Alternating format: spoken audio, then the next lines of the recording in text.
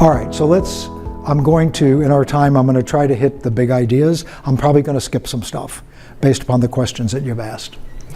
MTSS is a way of thinking. The middle school principal, what's your first name? Chad. Chad, okay. Since you're an administrator in here. So if Chad's the principal or the superintendent, they have to talk MTSS. When you're talking to teachers and they want to refer a student, you're going to talk about how are the other kids in Tier 1 doing. Ditch the term general education. Start talking in terms of the tiers. I'm working with Fort Wayne Community Schools, and their superintendent, when he talks in town hall meetings or when he talks to group, he talks the MTSS language. We're doing this in Tier 1. We have this process to provide supports for Tier 2.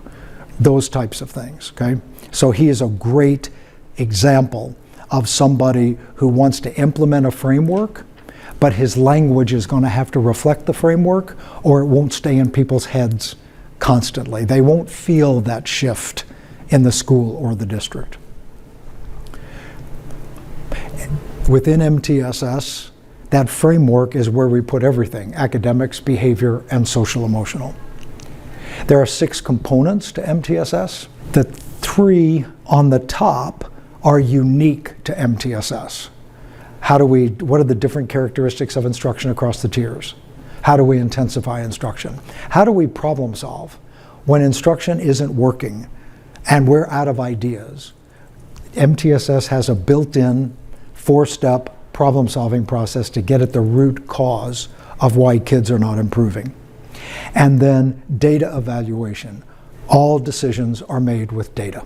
So that's going to scream some infrastructure, which we'll show. Then leadership, that's required whether you're doing MTSS or not. Capacity building, professional learning, that's required whether you're doing MTSS or not. And communication and collaboration. Those are normal things that you worry about as a building principal, you worry about as a teacher. However, within the MTSS model, there are some things to share. It's a different kind of capacity building because it's got to focus on the skills associated with that framework. The communication and collaboration, MTSS has a integrated lesson planning process in which Tier 1, Tier 2, Tier 3, special ed, reading, math specialists, EL, they plan together because the mindset about this is, how can a special ed teacher be helping a student in Tier 1 if that special ed teacher doesn't know what the scope, sequence, and pacing of instruction is in Tier 1 and doesn't know what the materials are in Tier 1? So your first name, Sue. It's my sister's name, I'll remember that. So Sue here is working with some kids who are included, okay? And these kids are having trouble with fluency and vocabulary, which is high probability. The first thing in an MTSS model is we try to integrate everything. So we're not going to do fluency instruction without simultaneously doing vocabulary instruction. So as we're working on decoding, whether it's as simple as CVCC words or more complex, as kids are reading these words, we're checking for meaning. And we're pulling the words that we're using the fluency instruction from the kids' books that they're using in the classroom, and hopefully current pacing. You can take a 5th grade book, a 6th grade book. You find words all the way from the 1st grade to the 9th grade. Why would we be doing word lists that don't show the student how that work is connected to their Tier 1 work when you could just pick? So an indicator of MTSS, integration, collaboration, communication, is that the special ed teachers, since that's primarily who's here, they have every book that the gen ed teachers are using, and let's say an ELA, for the students that they have. So that book becomes your source of content upon which to put your instructional strategies. And if lesson planning is done, and I've heard more here in Indiana, which is a good thing, that a lesson planning is done on Google. The lesson plans are posted on Google, and everybody has access to them. So one method of collaboration and communication is a special ed teacher will go to the lesson plans for the week and see in ELA what they're doing. And then you've got the books, and you can use that either for pre-teaching or also selecting material for like fluency, vocabulary, or comprehension, right? So that's a difference that you see in an MTSS framework that you don't often see in schools that don't have a strong intentional purpose around collaboration and communication. We don't want to share what kids are doing. We want to share common instructional strategies. So if it was the right slide, I'd keep punching this, and you would see arrows going from each of the honeycombs to the red honeycomb. And that is because leadership and all the others, when they are done using evidence-based practices, they contribute to the increase in student performance. I'll give some examples. And by the way, the use of MTSS practices can be at the student level all the way up to the district level. They don't change. And everybody thinks MTSS is different at high school than it is at elementary. It is not. The framework is the same. Some of the topographies are different. We don't have a lot of progress monitoring, standardized progress monitoring tools for high school. We use different data, but we use those data to make the same decisions. And actually, if I'm offered to work with elementary, middle, or high school, I would pick the high school. High school teachers are much more data-oriented. They're much more this kind of thinking, and they like the structure of MTSS. If I do this, this is the decision, I should expect this. Kindergarten teachers are the hardest to kind of wrap around some of this stuff. So this is a definition of MTSS, but when we do it in districts, when I work with districts like Fort Wayne, they develop their own definition. You have to develop your own so you have ownership of it. But the components of MTSS, it's an evidence-based model. That's why it was in ESSA. That's why everybody wrote it into their ESSA plans. It's data-based problem solving. We integrate academic, behavior, and social emotional. Instruction is given in varying intensities based on student need, and resources are need-driven. The definition should reflect, this definition should make sense by the end of our session today. The tiered systems of supports, we'll talk about them individually in a moment. But Tier 1 is what everybody in a building does for all students. Tier 2 is what everybody in a building does for some students. And Tier 3 is what everybody in a building does for a few students. So in general, the goal is to get about 80% of kids meeting standards. And that could be barely meeting them all the way to blowing them out of the water. Meeting standards with just Tier 1 instruction. About 20% of kids in a typical building need additional supports, but at a moderate level of intensity. And 5 to 10% of kids in a building may need intensive supports. How many people in your building, Chad? How many students? 330. How much? 330. 330. So we would expect in Chad's building to have no more than about 30 to 40 kids who need intensive supports. I don't know your building, it doesn't matter. It would be difficult for a building to provide intensive supports for 40 students.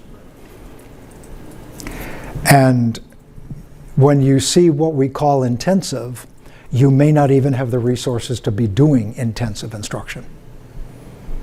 So the tiers don't exist, number one. It's not like you step through a door and you're in Tier 2. At a certain level of how we intensify the instruction, we'll talk about that. you now are in Tier 2. And if it's intensified beyond a certain level, that's defined as Tier 3. The only purpose of Tier 2 and Tier 3 is to improve performance in Tier 1. If that's not happening, then we have to reconsider what we're doing in Tier 2 or Tier 3. And we don't have the time here today to go over this, but the criterion for a successful Tier 2 is that 70% of the kids who are getting Tier 2 improve in Tier 1. We don't want Tier 2 to be weak, which then sends more kids to Tier 3 that we don't have the resources to handle. Tier 2 has got to do its job. So it's expected that the Tier 2 will be intensive enough to show improvement in Tier 1, whether that's academic, behavior, or social emotional. Does that make sense? Otherwise, the filters, you go back in the day where, you refer a kid, you give the kid 3 interventions, they don't work, and you refer them to special ed. This is not a pre-referral process. Tier 2 is designed for 70% of the kids that need it to solve the issue.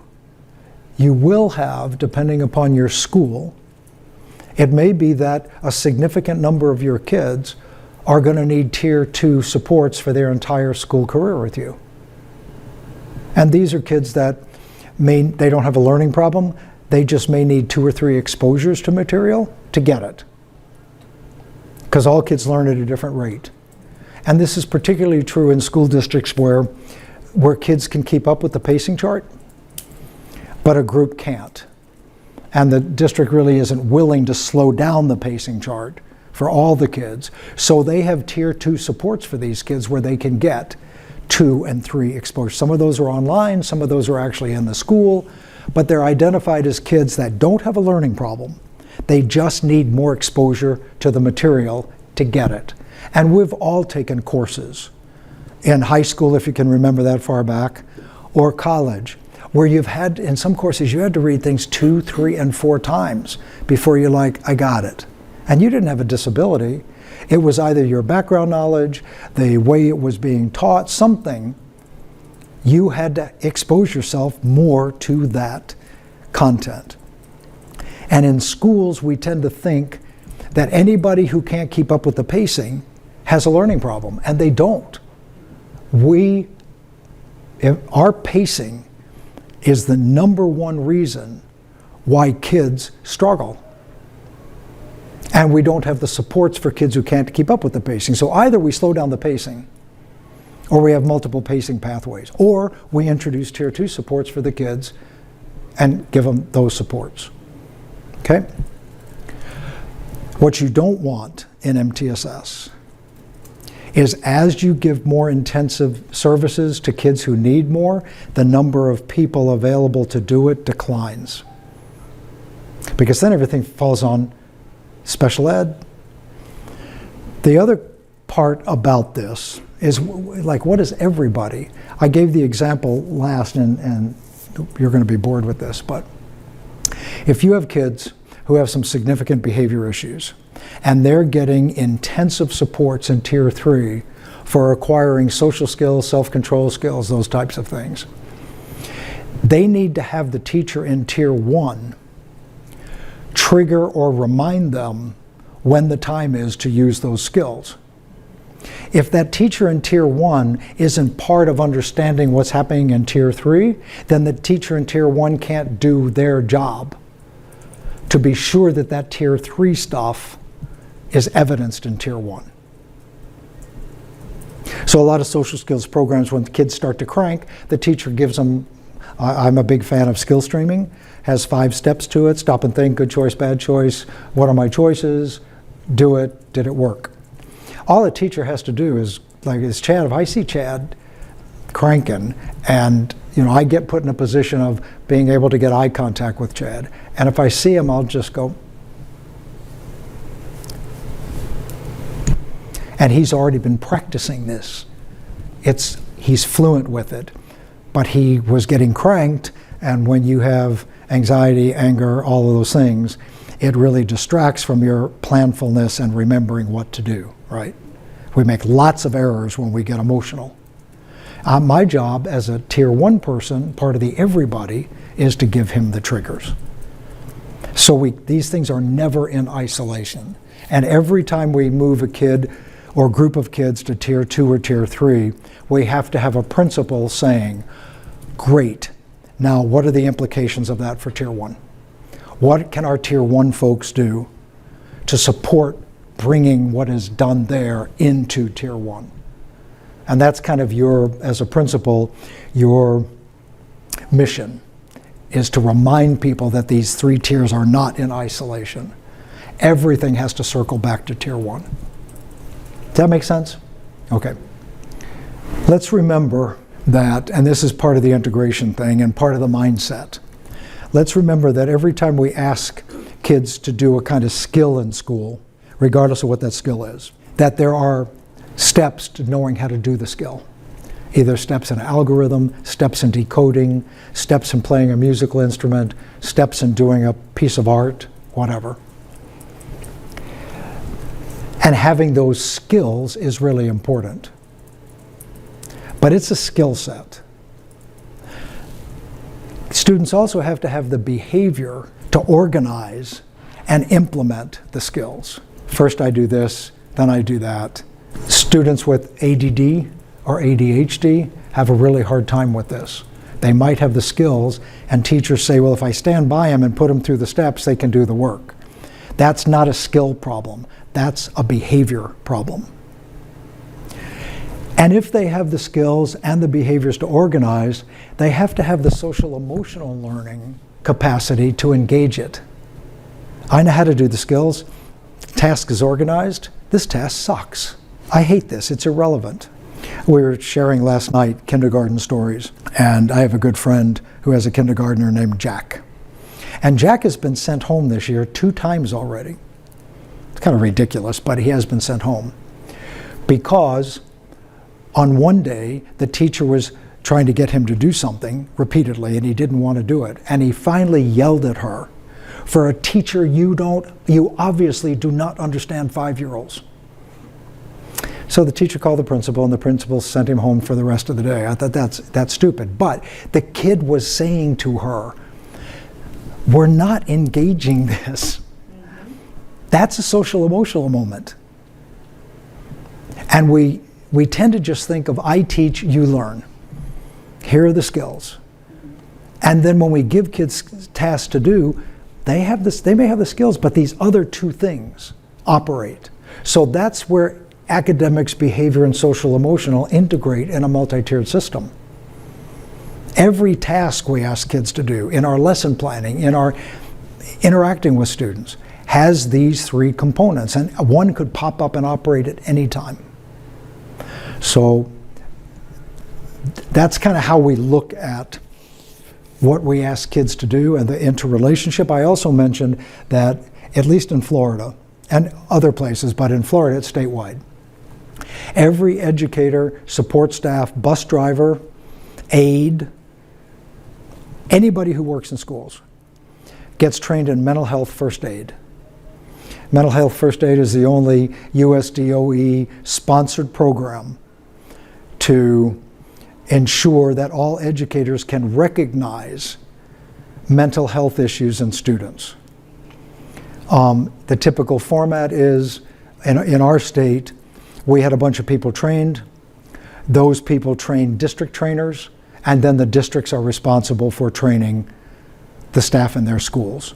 It's a 2-session, 8-hour kind of thing, but it helps teachers differentiate between a kid that they just think as being, a smartass, from the kid who has a mental health, social emotional issue, because you would want to be able to recognize that and respect. So that is also a tier 1 thing in most MTSS implementations. The 4 building blocks we've already mentioned: academic, behavior, and social emotional. The 4th block is integrated lesson planning, so that everybody stays on the same page. So I'm going to go back and repeat something I said. The curriculum in the district is the curriculum for all students. It's not different for special ed, it's not different for EL, it's not different for nobody. There's one curriculum. Curriculum is what is taught. We tend at the classroom level not to have control over that. Instruction is how it's taught. Over that, you have total control. So if we want to ensure that if Sue here moves between Chad as her Tier 1 teacher, somebody else as a special ed teacher, maybe a speech therapist, maybe they're also getting Title I reading support. What is not going to be helpful to Sue is if she's in Chad's class, then goes to the special ed teacher who has them doing a bunch of stuff that's not related at all to what's going on there, and then goes to the speech therapist who's trying to get her language improved, but not using content that the kid needs every day. So at the very least, the least desirable is that PLC's grade level subject area do lesson planning, post them on Google, and you have access to them. Okay, that's a beginning. The best is that you lesson plan as a group once a month. And your lesson plans are paced for 1 month. You still are going to drill down with actually what page numbers in the book, what's assignments, what have you. And that everybody sits in on that lesson planning. Special ed, EL, reading, and you know what's going to happen for the next month in the general ed classroom. And then if the teachers actually post materials and what page number ranges are going to be doing, and you have those books, you now know that what you're doing is aligned with what's going on in Tier 1. So that partially should answer your question, Shannon, for the Tier 2 and Tier 3. We could spend all day talking about methods that districts use to ensure that grade level instruction is aligned with the state standards. The pacing, scope, sequence, and pacing, and the progression chart should be teachers' guidance for how to align with the standards, because they're done for every grade level. So that's all I can say about that part right now. But in MTSS, Tier 2 and Tier 3 uses the same curriculum, the same pacing chart, and they're aligned with you. So that would, as a general ed teacher, I would say to you, if you put some effort into communicating and collaborating with them, that will result in what they're doing make your job easier with these students in Tier 1. Now, if they're doing stuff to prepare, they don't know what they're preparing, then what they're doing is not going to be visible to you for those students in your class. So that is a unique contribution of MTSS, and it is highly effective in accelerating the growth rate for kids with disabilities. That's just saying the tiers apply to everybody. You have a couple of choices in your district. You guys are not district level folks, but if you're influencing district level, you can have the regular triangle, this one, that tends to be associated with kids who are struggling. This one, the diamond, tiered level of supports are available for your highest performing students too. And they get stressed out if you have IB programs, if you have advanced placement programs. Just because they're high performing doesn't mean they don't have behavioral or social emotional needs. So I prefer this because it's a more inclusive triangle. Everything we've said applies. And if you, do you have any advanced classes, Chad? Yes. Okay, like in math? English, Huh? Yeah, English and math. So yeah, you'd be preparing kids to bypass algebra and what have you and go into high school and start geometry or algebra 2, right? Yep. If you asked those teachers in those teaching those advanced classes, if they give differential supports to kids in their highest performing, they're going to say yes.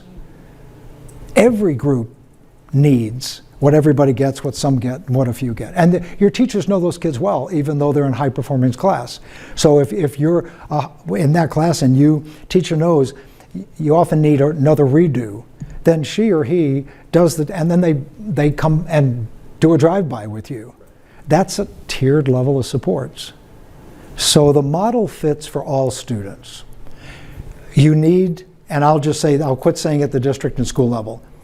Everything I've said so far needs to be a district level decision if you want to implement it in all schools.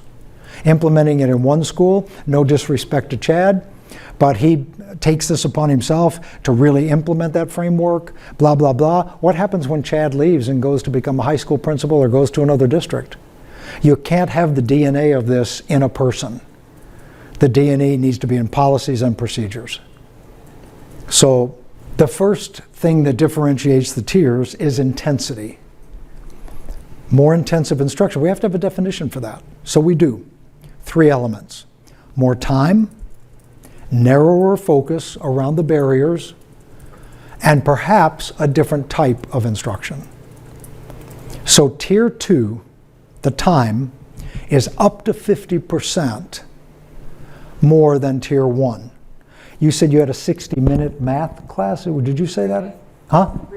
Reading class. 60. Middle school, typically they go from 90 in elementary to 60 in middle.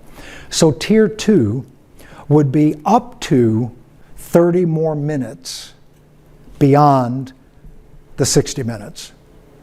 Tier 3 is another dose of tier 2, another 30 minutes. So for kids getting intensive supports, they would have to be getting 120 minutes a day in ELA. Now, there's a schedule issue with that. Where does the time come from? You know where the time comes from? Courageous decisions.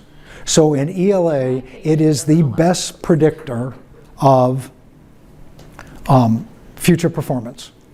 In middle school, in 9th grade, the 2 primary courses that are in all other courses are reading and math. So in high schools with MTSS, we often try to implement 9th grade academies.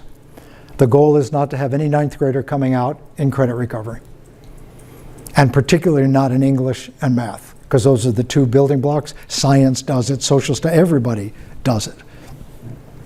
So schools that have problems with their data, particularly with lower performing kids, they have to start making some decisions about how to get the time to enable students to be successful, particularly in ELA. The most common strategy for that in my home state is that social studies is rolled into ELA. And that creates another block that can be used for a variety of things. So in our elementary school schedules, we have 90 minutes of ELA. There's then a 30-minute period during the day that can be used. And the last period of the day is 60 minutes that can be used for a whole variety of intensifying instruction. But the priority for that is students struggling in ELA. It used to be easier to do it, or still is, for schools using thematic instruction, where you already integrate reading, math, and typically science. We used to do units in elementary, like dinosaurs. We read about them, we measured them and did math with them. We learned about the science of them. And you had a block of time that you weren't tied to one thing or the other. So therefore, schools that choose to have blocks of time in which related courses can be taught, like ELA and social studies, take the blocks, put them together. And on the course code directory for the state, you're still meeting the requirements, but the teachers and the building can decide what the emphasis is. We could either go read social studies, which we can, but we can also integrate the reading instruction into it. So that's a common way of altering schedules that doesn't violate the course code directory, High schools tend to have a certain number of credits available for what they call remedial work, and it's usually between 2.5 or 3.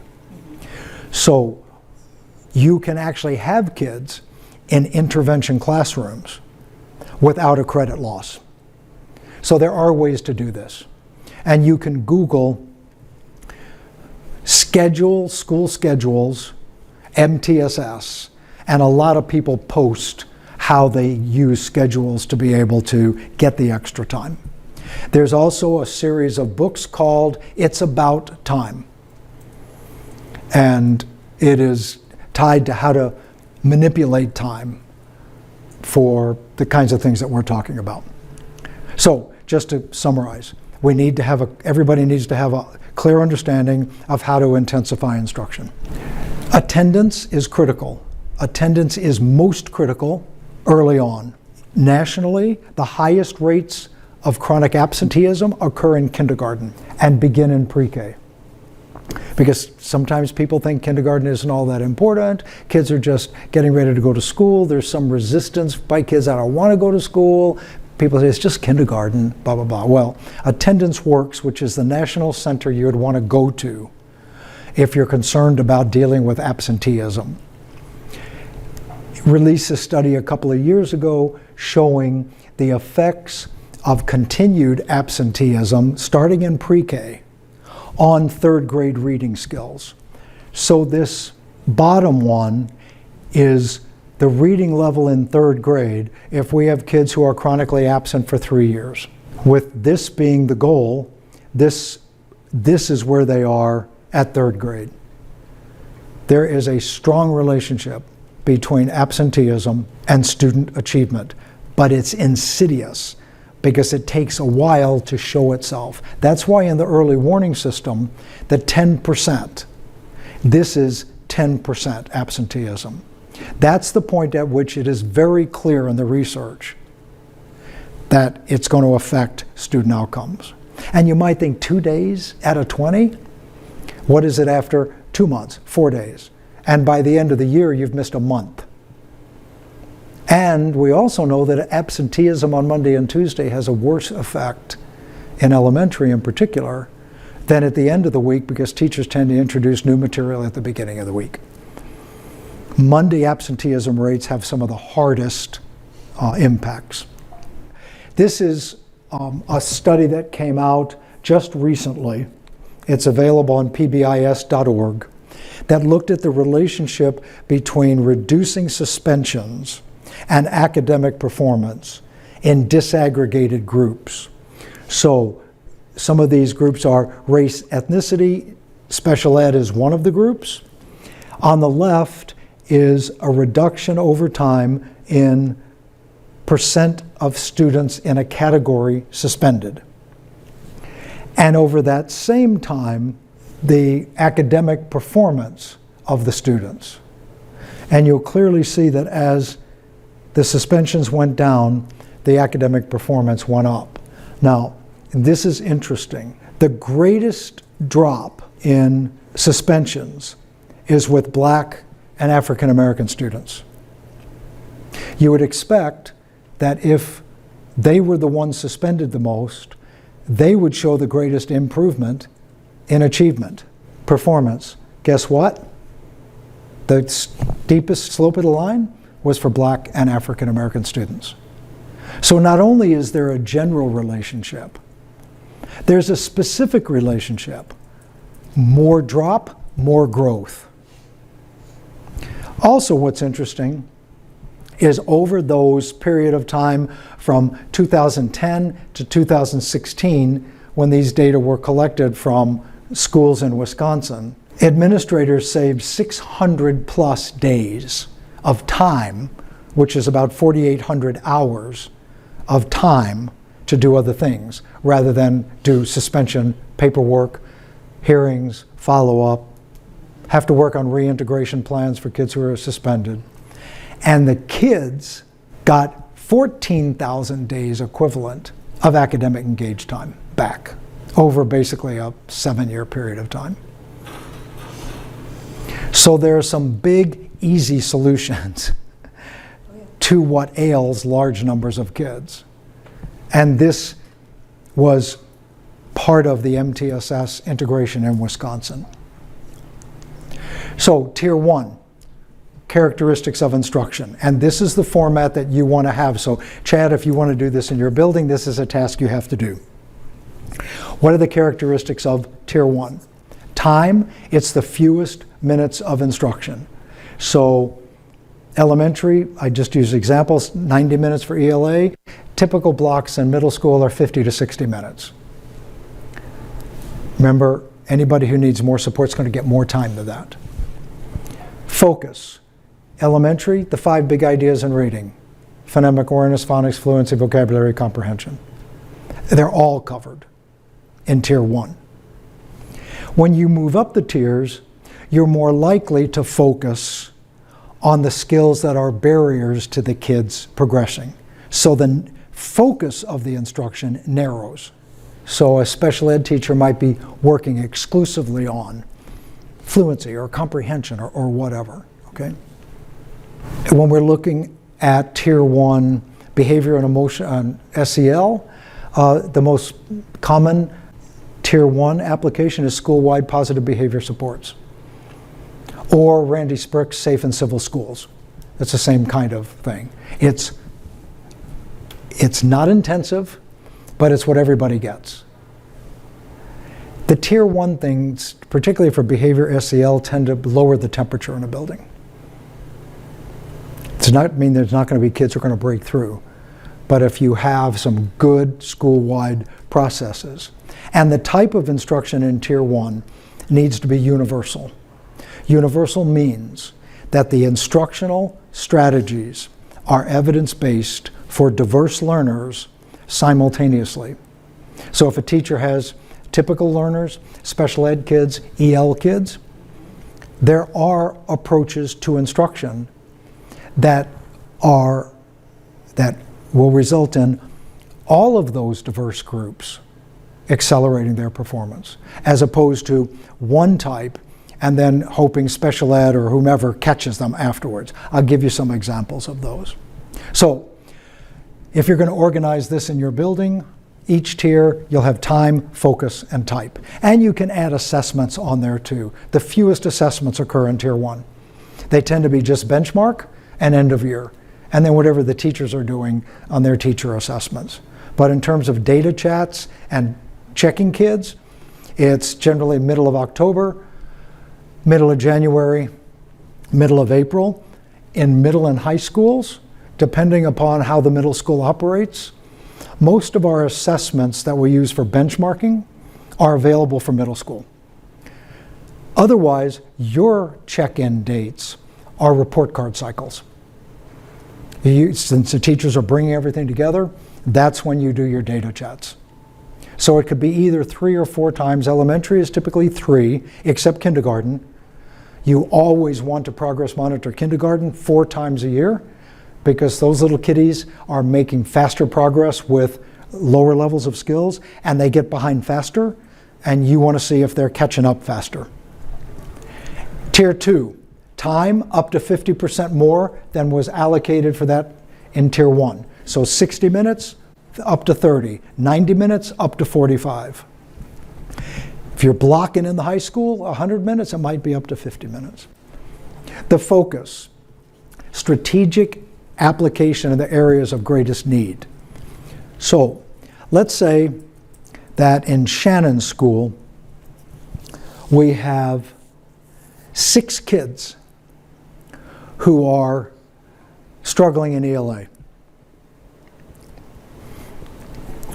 If we can identify, and because they're in the same grade level, it's likely, what the common need is to improve, we get those 6 kids and provide them additional instruction for the problem they're having.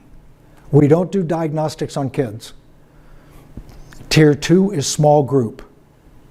If we have a whole group of kids that need social skills training, we don't assess their individual social skills. We put them in a group and do social skills training with them. Tier 2 is given to small groups of kids who share a common need. The instructional strategies we pick are evidence-based for the problem. We don't worry about individual kids. That's where 70% should improve. For those who don't, we might try a different approach, or we might intensify. So RTI is built into MTSS, in that movement up the tiers is based upon student response to the instruction.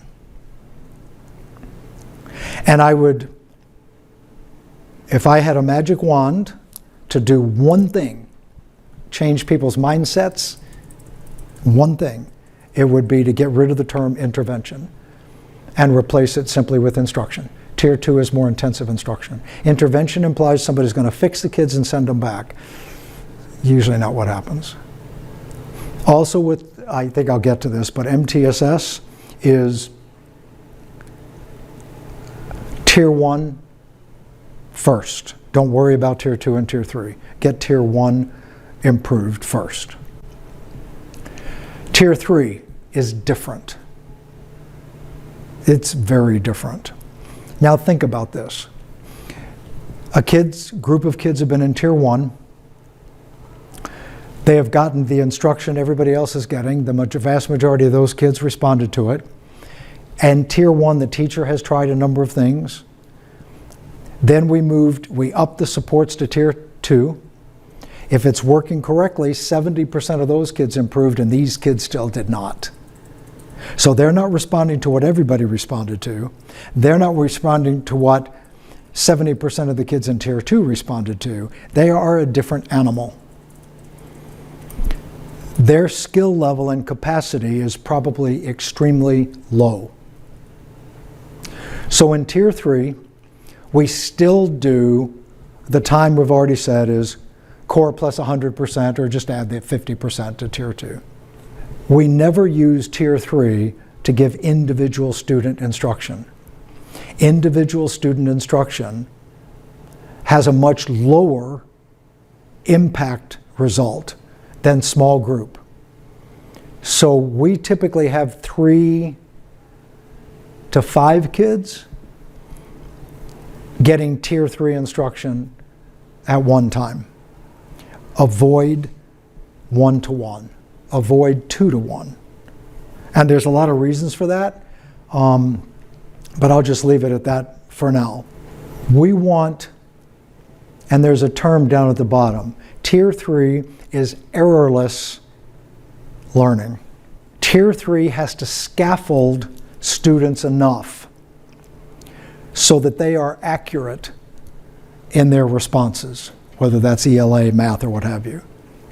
We have to scaffold them enough so that they basically do not make errors. Once that is happening, we can start to remove the scaffolds strategically as kids get the skills. We could even have kids, to some degree, at working on different things. So if if Chad was sitting here and I was the teacher, and we're working on 5th grade stuff or 6th grade stuff, Chad may be having a big problem with fluency. You might be having a problem with comprehension at the very basic level, basic facts, main idea. You might be having trouble with comprehension at some higher level, whether that's inference or what have you.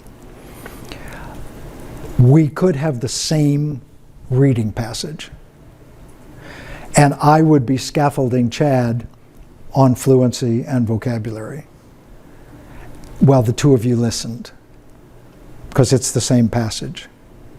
Then I would shift my work to you on comprehension for facts and main idea, and then to you for yours. Now, at the same time, Chad is hearing this. You're not one-on-one. You can't have a kid one-on-one for 30 or 40 minutes. They're going to be exhausted, or they're going to be irritated with you. They're done with you. So this is more of a group thing. Everybody benefits from everybody else's. You know we're working on facts and main idea. While he's doing fluency and vocabulary, you're thinking about your stuff. And he gets a break from the direct instruction, and then you get a break, and you get a break. And we just rotate through that. We might pick 2 sentences to start with.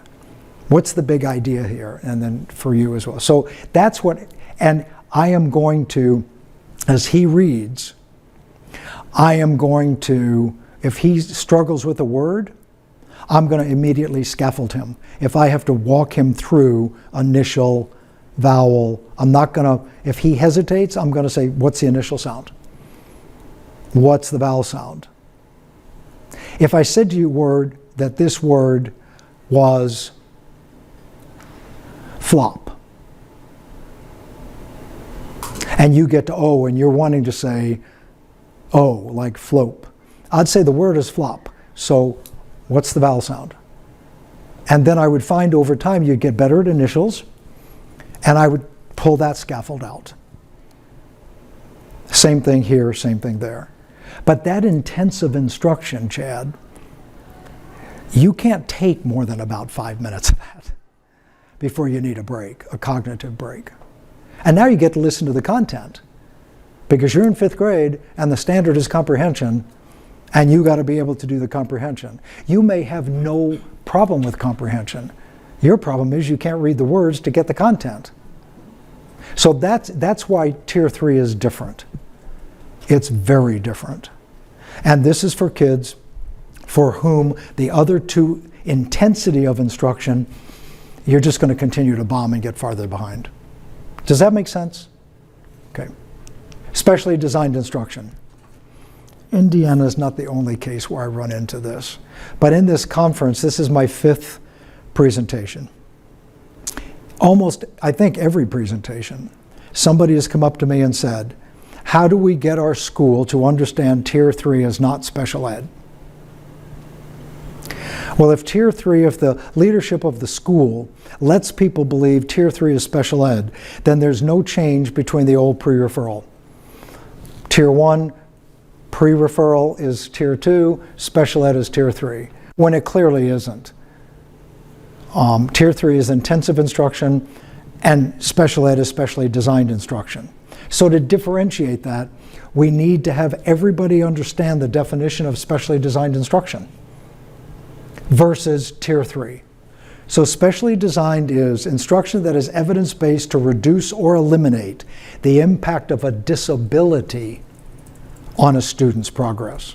Intensive is the same definition, except it says intensive instruction that is evidence-based to reduce or eliminate the impact of things other than a disability. That could be mobility, holes in learning. It could be lack of background information.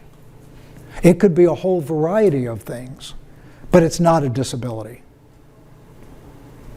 So we should be able to provide intensive services for kids who don't have disabilities, and then integrate SDI for kids who do. But takeaway task here, be sure everybody in your school or in your district clearly understands the difference between Tier 3 and specially designed instruction. And this is the federal U.S. Department of Education's graphic to show where special ed fits in MTSS. It fits everywhere. And I said to the group before, I'll bet money that half of the teachers, half of the staff in a district cannot articulate the difference between a student with a disability getting a 504 plan and a student with a disability getting special ed. We are happy to take kids with disabilities who are struggling and give them all sorts of accommodations and supports. The minute we have a kid without a disability struggling, we want to refer them for evaluation. It's like, are you kidding me? We already have a way to think about how to provide supports. We will provide text-to-speech for kids with disabilities who have fluency. A kid who's not on the 504 plan has fluency gets referred for evaluation for fluency. We miss a whole big thing there about what to do with our general group that has differences in rates of learning. So special ed, we have special ed kids at Tier 1, in Tier 1 that teachers haven't collaborated. Classroom teacher is using some of those same strategies and vice versa. The kid's doing fine. They don't need anything else.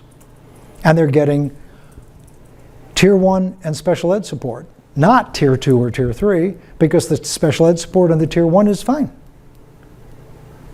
But some of our kids in special ed are getting special ed Tier 3 and sometimes title. So a strong relationship exists between the performance of all students and the performance of diverse learners. I've shown this in almost every presentation. These are data from Michigan. These over here are general education kids. These are special ed kids. This is the growth rate over 3 assessment windows for general ed in this district. This is 7th grade ELA. And this is the growth rate of students with disabilities. You run a regression line or an average line through those, and the slope of the growth here is very similar to the left-hand side, a little higher though. So this is a district that grew over 3 years. They grew 20% for general ed kids. And that's for a system that's knocking on all cylinders. You can expect 5 or 6% growth every year. So over 3 years, they're averaging 6+% growth. That's really good. Look at the special ed kids. They grew even more. Here's another district, and I think this is ELA. This is 4th grade.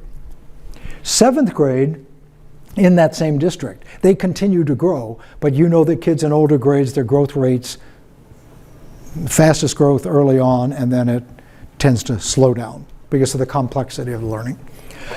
So they grew, but also look at special ed kids grew. Slopes of the line are about the same.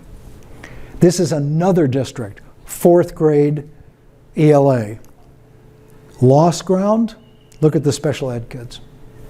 And a final, this same district, 7th grade, look at that. There is no use talking about how we're going to improve special ed kids until we improve the whole place. There's not instruction going on anywhere. And how can a special ed teacher provide enough support for special ed kids to overcome the momentum of where they are? You're fighting an uphill battle. You cannot do that. So always improve Tier 1 first. As you improve Tier 1, it's going to change how you use Tier 2 and Tier 3 because different kids are going to be going. All right? So standards-based instruction. This is our Florida model, but our Florida model basically represents national graphics. Everybody has to understand how to lesson plan. So you have standards or a benchmark aligned to course descriptions. A course description has to say exactly what standard, what anchor standard, and what specific standard you are addressing in this lesson planning. You then establish learning goals aligned with that substandard. Here's what I want the kids to know, understand, and do. Once you have that, you can develop an engaging lesson. What instructional strategies am I going to use? Now remember, these first 2 boxes are curriculum. You have your district course descriptions are curriculum. Those are your progression standards. Every district has those. And the learning goals being derived from them are curricular. When you shift here, now we're talking about the delivery trucks. What instructional strategies are we going to use to attain the learning goals? And how are we going to evaluate that? So that's the big building blocks of lesson planning. Universal instruction is instruction that is evidence-based for diverse learners simultaneously. For the most part, it is strategy-based instruction. I gave you an example, again, of the stop and think thing. And that's a strategy. As we said, the social skill itself is separate. So strategy-based instruction can be applied to ELA, reading, science, math. It doesn't matter. So I'm going to use the couple of minutes we have left to show you. So this is an example of teaching comprehension utilizing collaborative strategic reading instructional methods, which is a 6-step process. This was originally evidence-based, all of these were, for typical learners. Then people started looking at them, Sharon Vaughn in particular at the University of Texas, saying this approach should work for kids with learning disabilities because it structures them, it gives them the specific things they need to do, etc. So she did a whole bunch of research. She has continued to do it in other areas. But I will explain this to you and then I'll show you the other ones and I'll let you go because the results are all the same. There are 4 lines here. This gray line at the top is the performance of typical students, general ed students, before they switched to strategy-based instruction for comprehension. In other words, those students were doing well. The dark line is their performance when they switched to strategy-based. So if a teacher says, well, if I do that, what about my high-performing kids? Your high-performing kids performed exactly the same. Because guess what? This is a general ed strategy. The next line is the growth rate of students with learning disabilities who got the instruction in Tier 1. You see that the growth rate parallels typical students. So in this case, general education, remember we said Tier 2 is what everybody does to support some kids, Tier 3 is what everybody does. So this general ed teacher is supporting the growth rate of kids with learning disabilities by doing his or her part to keep them growing. Special ed now can focus on closing the gap. But you can't work on that if, as a result of being in Tier 1, the kid's performance is going down. This last is the growth rate of kids with learning disabilities when they got it in small group. There is a general conclusion with all of this that kids with disabilities learn faster when these strategies are given in Tier 1, supporting inclusion. This is Strategic Instruction Model out of Kansas, SIM. They call their strategy-based content enhancement routines. This was one of our middle schools, Chad, in Florida, that had lots of kids struggling. Each one of these bars represents a different demographic. Special ed kids doubled their rate of growth. And the kids in the goldenrod, a principal always knows the actual names of the paper stock, canary, goldenrod, because you have to order it, right? God, I'll never forget it. The goldenrod, those are the bottom 25th percentile. And look at the growth over 3 years. All this was a result of changing instruction in Tier 1. Tier 1 in mathematics, this is an example of that. They call it enhanced anchored instruction in mathematics. They all have their name for it, but it's the same strategy-based instruction. Okay, we're after time. You can look through the rest of this PowerPoint. This slide here is from the Florida Center for Reading Research, and it's identifying the most effective instructional practices for reading at the elementary level. So this is an observation form. You will see that it says, present, absent, using it some. But for example, I think I have this on here, do I? Yes. If we're working with EL students or students with disabilities, there are 3 of these strategies that are evidence-based for those students. So as a building principal, if I'm doing an observation in a classroom and we have these students in there, explicit, guided, corrective.